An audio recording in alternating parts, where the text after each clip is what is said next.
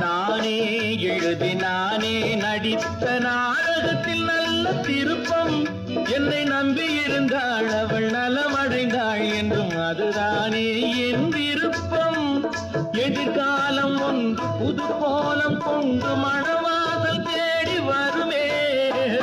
நல்ல வேளை நான் பிழைத்துக் கொண்டேன், என் காதலை உன்னிடம் அழைத்து வந்தேன். கண்மேல் பிறந்து கைமேல் முடியும் கதையில் என்ன தயக்கம். மலர் கட்டிலறையில் அன்பு கிட்டும் வரையில் சொல்லும் காவியத்தில் வரும் மயக்கம். ஒரு பாதி அங்கும் மறுபாதி இங்கும் சரிபாதி இங்கும் வருமே.